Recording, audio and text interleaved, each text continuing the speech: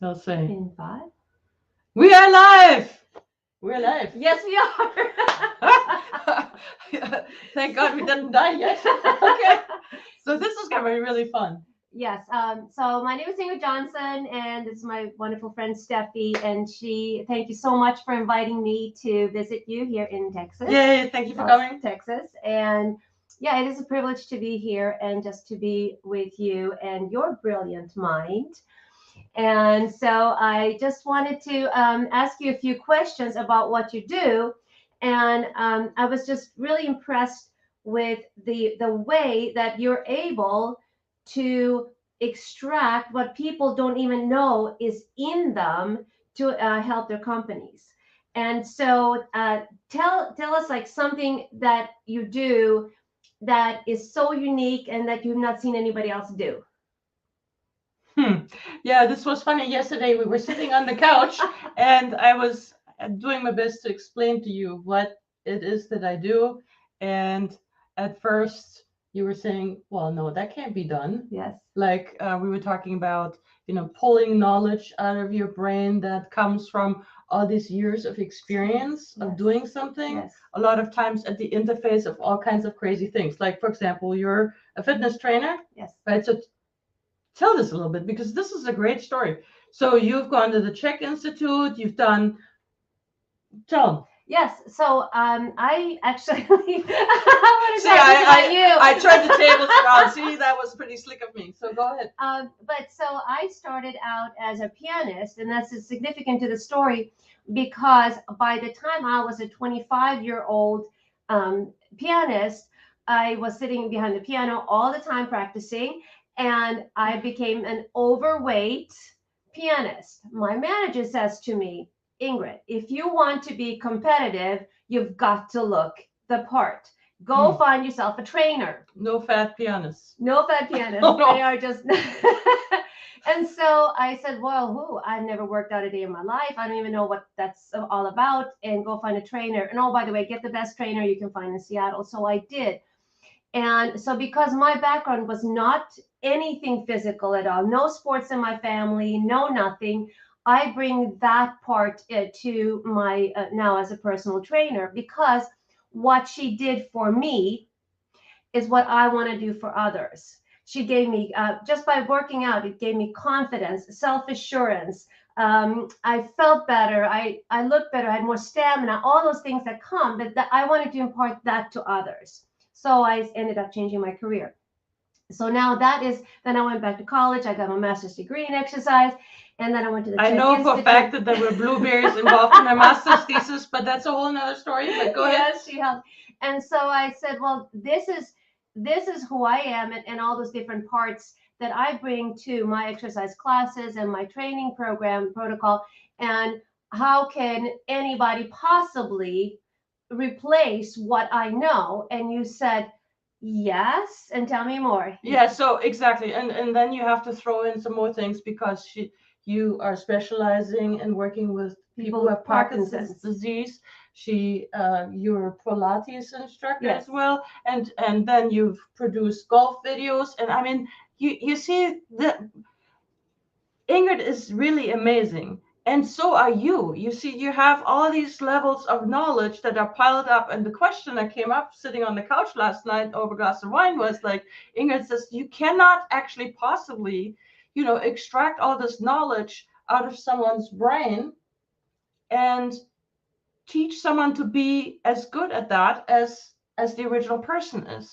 To which I said, yes, you can, not all of it, but you can say which part of that do we actually need for this particular purpose.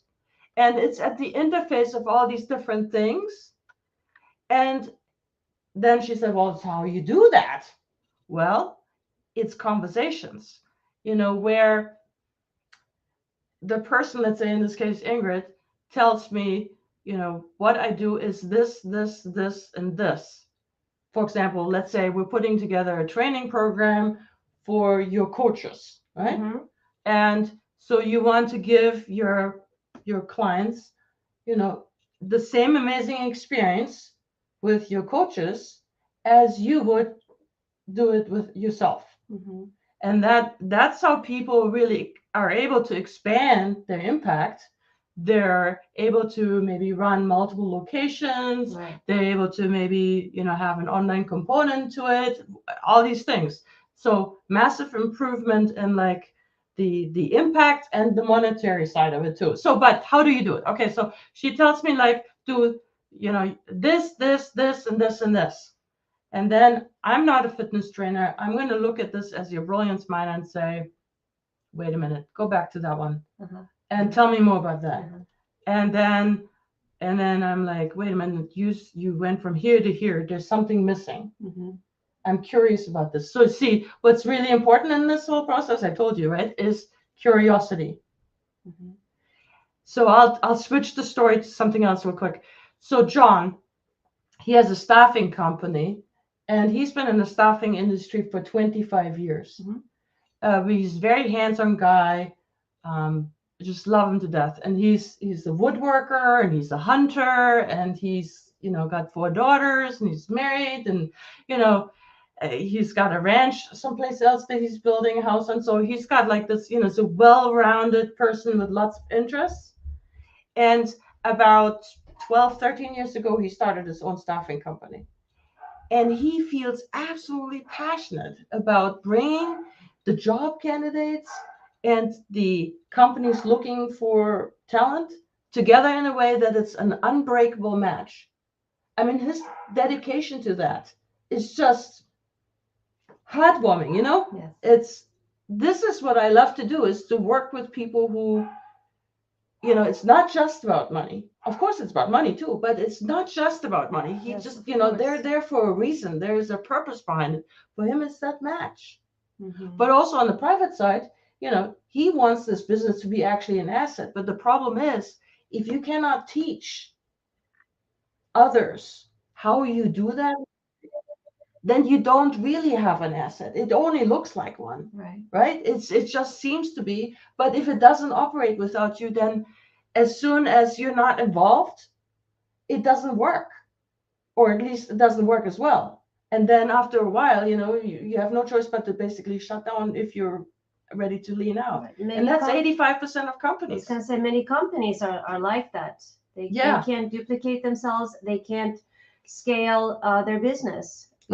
So how do you do that? So what happened was, so John was introduced to me, and he said, I have, we looked at the various things that he knows, and of course he knows a ton, but we didn't extract his woodworking skills. We extracted the secret sauce for running the company, right? That was first, and then we did some other things after. And I will actually put the link to his company underneath so you can see it. And the bottom line is? The bottom line is, thank you. Success, So after only 6 weeks, where we met like once or twice a week, we, over Zoom actually, we extracted the secret sauce completely, not 80%, but completely. And it has 5 parts to it, etc. We made that visible. He had to explain all parts to me. And I said, wait, John, there's something missing here. And then he would tell me. And then I would say, give me an example. And then I would learn from the example. And then, in fact, later on, we baked into this, we made, initially slides. He used the slides already after 6 weeks and immediately started to get an impact. He recruited 2 new people who were like, wow, this guy's got really a competitive advantage. So you can use it right away for like talent attraction. And you can use it to, attract clients to you. You can use it to train your internal people. You can use it to train people on the outside who may be partnering with you. So it's like, so what happened with him? His company grew dramatically. And now he's working on franchising. That's awesome. And can you do this? And he's had more work-life balance. He's been on 2 cruises. That's awesome. And he spent more time doing, hunting and woodworking and those things. What a great success story that is. So can you do this for anybody? Yes, I can do that for anybody who is, willing to have me, kind of conversationally crawl into your brain and see how you do that, how you do your magic. And that's awesome.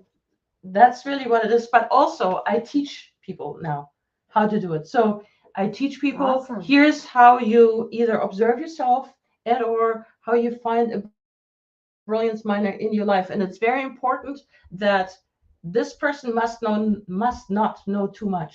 So for example, in your case, I couldn't, you can't use somebody who already knows about training Parkinson's people, I see. because they wouldn't ask enough questions. Right. They're not trainable. They're already, they're complete. I see. Yeah. Right. Yeah. No, it's a great point to be willing to learn and have that little emptiness to want to fill that up. Well, basically what you're looking for is somebody who's not a subject matter expert in your field. Yes. And somebody who is very curious, super curious, like think sponge, like Yeah. that's important. And then the other part is that they have to provide that right mix of, hey, let's go do this, and encouragement and accountability, because otherwise, it's just it's important to I encourage you to take little steps, but you got to take them consistently, pretty consistently. Otherwise it just dies on the vine, That's awesome. So Well, so here's just several brilliant nuggets right there on how you can find the people to replace you. So thank you so much for watching, and we'll see you again next time. Oh yeah, I wanted to add one more thing. There's a free Brilliance Mining intro that you can get. Great. So I'll link that underneath. Right. Ciao. Thank you. Thank you, Ingrid. Thanks. That was awesome.